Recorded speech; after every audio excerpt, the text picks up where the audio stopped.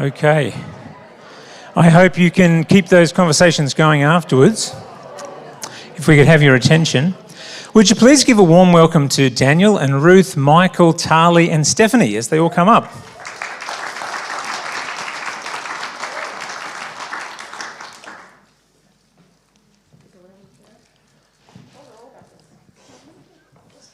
Oh, they're all backwards. That was your dad and me who did that.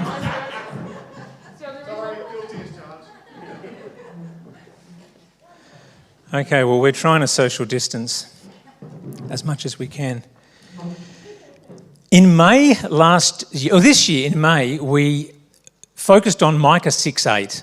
What does the Lord require of us? And we looked at that great challenge to love mercy, to act justly, and to walk humbly with our God. And we said as a church... That's not his fault. It's very humble down here. We said as a church we would love to explore how we can more comprehensively be involved in what God is doing in the world to play a role in global justice. And so the Bible talks a lot about the poor, the widow, the orphan and the refugee. And so we got a bunch of people together who have a heart for justice, and we came up with 4 projects, and these are the projects that we're bringing to the church in the annual general meeting in our budget. And really they came out of that group. We just asked who's passionate, who is involved with organisations that are great, doing great work. And so this is where we came to. So I'm going to hand that to Tali first. So we're starting down with Earth Mission. Tali and Leon are pretty new to our church, and they've had a lot to do with 2 organisations, OM and the Midwife Project, along with others, in Myanmar. So tell us a little bit about the Midwife Project. Okay, so Earth Mission... We don't have to have this on if we're allowed to have it off if you would like to not talk through it. I'm used to teaching with my Yeah, school yeah, now. exactly. So Earth Mission support the Karen people in Karen State in Myanmar. They're a minority people group. They run 2 medical clinics in Karen State, so one in the jungle and one in a town called Joji. And they also train young Karen men and women through a 5-year program to be medics with their people group or in their community. So part of that is the Midwife Project, where we have an Australian midwife who works with EMA, and she supports the clinic. She works in the clinic in Joji with her, and she lives there with her family. And she trains people to become midwives, and she also supports the antenatal care of women from Karen State. So that might mean that somebody travels from the jungle on the back of a truck or on a motorcycle for many hours through the night or over a couple of days to get to where Mon is in the clinic. Wow. And then they provide care there for them. But I think EMA's main project is to provide a long-term system of healthcare for Karen people through the Karen people themselves by training them. One of the stories, I asked Mon last night if she had anything that she wanted to share, and she, unfortunately or tragically, she and her family had to flee their town because of safety issues with the military coup, and she's had to arrive back in Australia until she can go back. So she's supporting them over the internet at the moment, and still teaching people in the clinic and in the jungle. But one of the women that she had brought from the jungle to the clinic just before she left, this lady had heart failure, but she delivered safely her baby. Wow. And she's just about to be ready to go back to the jungle, and she's contracted COVID. So please pray. That's just one of, that's just today's story. Yeah, but there are many, many stories there. So to partner with this particular organisation in that part of the world is to be right at the coalface, I think, of doing God's justice work. We're proposing that we give $10,000 broken up across these 4 projects. That's what you'll hear about in 2 weeks' time, Tali's going to tell us about another organisation that she's been part of, OM, Operation Mobilisation in Myanmar. Okay, so my husband and I visited OM Myanmar a couple of times many years ago when our firstborn was in my tummy, and then when he was 1 year old. But we've maintained a pretty close relationship with them, and that's because we really believe in the work that they do in Myanmar. Tragically, and I think Jonathan shared about this a couple of weeks ago, the OM National Director contracted COVID and he passed away in July, and so he leaves behind a wife and 3 young kids. But the rest of OM is still going. It's hard for them without their leader, but they're still going. They're currently, they do many things, but through the situation there with the military coup at the moment, they're providing food and tarpaulins and things like that to internally displaced people, and also to people who just struggle daily to find food due to the situation.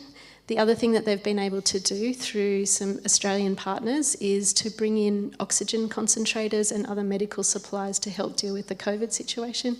So the military, as part of their attack on the people, have shut down oxygen plants in the middle of a global pandemic, and so things like getting oxygen just to survive COVID is near impossible for people. So they've been able to successfully get oxygen concentrators into Myanmar, and that means once people recover, they can move that mobile oxygen concentrator to another house, and it can then help another family. So, so that's OM Myanmar.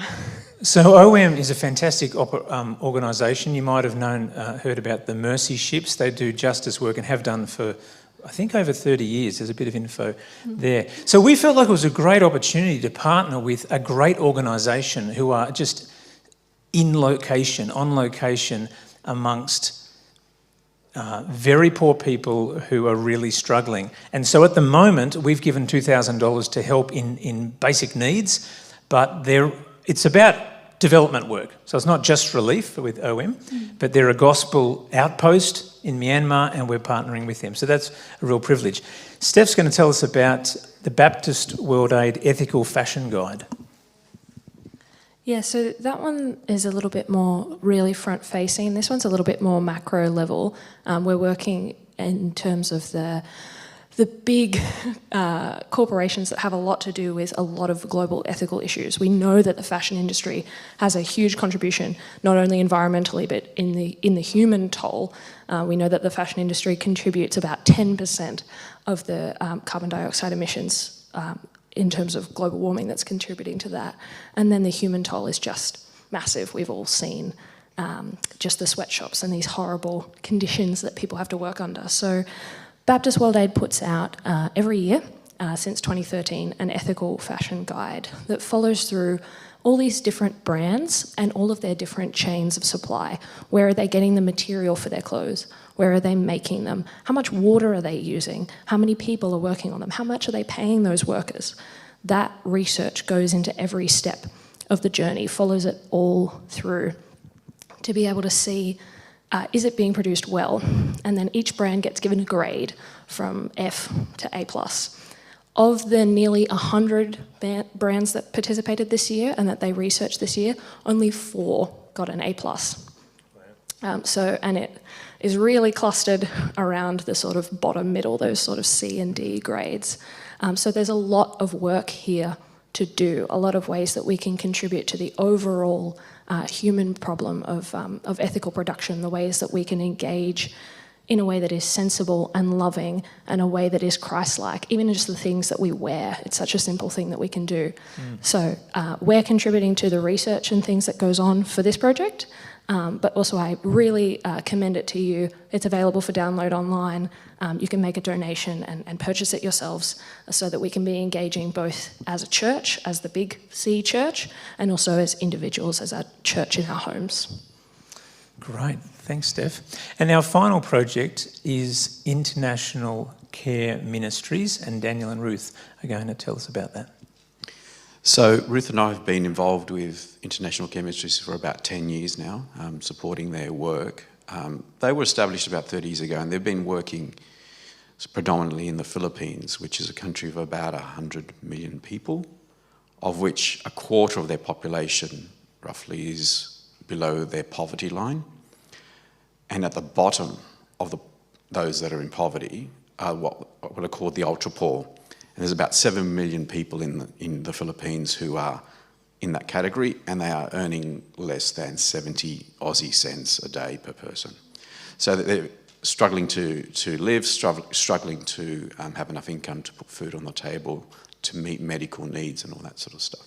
ICM has been working with that group. That's their target, to work with the ultra poor, and they've been doing it through various programs. One of the big programs that they're using, which so far has reached 1.3 million people in that category, is a Transform program, which is an educational program.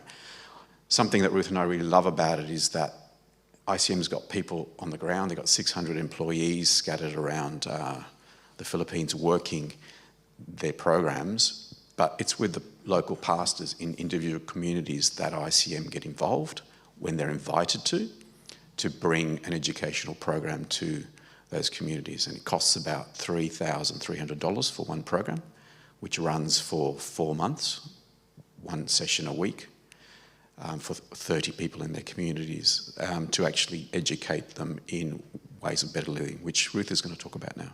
Great. Thank you. Yeah, the Transform program's been specifically designed for the people who are in that ultra-poor category. And it covers like 4 main areas. So the first one would be values education, and the local pastor will deliver some sessions on relationships with God, family, and the community. And the second one is livelihood. So the idea here is to just impart some skills on small businesses, really. A lot of the women feel disempowered and don't have much to do, but then when they're informed about how they can start their own small business and they can work together with the other women in their community, amazing things can happen, and they can sell simple products, making soap, making cakes and selling them, and then actually having enough money to be able to make savings and join a savings group together. The other one is health, a very large, important section where they're taught disease prevention, sanitation, hygiene, and things like that. And the final one is education, so it just enables the participants to encourage their children to be ready for school, and just helps with their family relationships as well.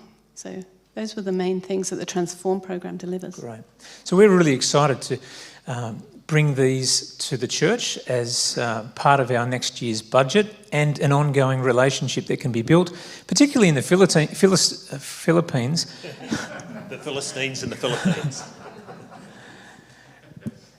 Sorry to all the Filipinos we have here. Particularly with the Philippines, there's an opportunity to take teams over. So we're looking for ways we can advocate for the poor, just give money, and even go over and be a bit more hands-on. Michael is going to be heading up the World Missions team, like the team leader, and he's got a bit of experience in all of this and a real passion. You want to just very briefly tell us a bit of your heart and excitement for this role? I think part of just our mandate as Christians, God said he will bless us and we'll be a blessing to others. So we've got a responsibility to take that commitment on. And in Acts he said, the Holy Spirit will come upon you and you'll be my witnesses in Judea, Samaria, the outer further parts of the world, in that. And I just see this all coming together. We're in the last third of our 1,000 Brave Days. Yeah. And we're taking this step of a greater commitment of being a blessing to others of what's out there.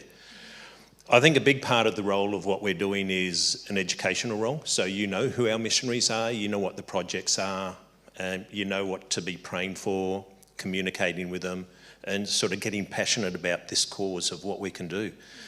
And sometimes we might think, well, I'm just in Hornsby, what can I do in Myanmar? There is just so much of what is there. The need is so poor. They've been in civil war for 70 years, very little infrastructure, very little medical structure in there, but little things we can do have a profound impact on the quality of life, and whether someone gets educated or not, someone survives in childbirth. So I think it's a really exciting time for us as a church of how we can do that, and then how we can connect with those missionaries through prayer, relationship, visiting, that sort of thing. And I think we've also got a responsibility as a church for people who have a sense that they've got a calling towards missions, whether it's someone younger or someone older that thinks they're coming into a season where they want to get more involved in the mission field, that we can set up or tap into networks that we've already got, and look at ways that people can fit in or open doors where we think God might be opening a door for someone. So I think, hold on, here we go. Good stuff. Thank you, guys. Would you thank this team?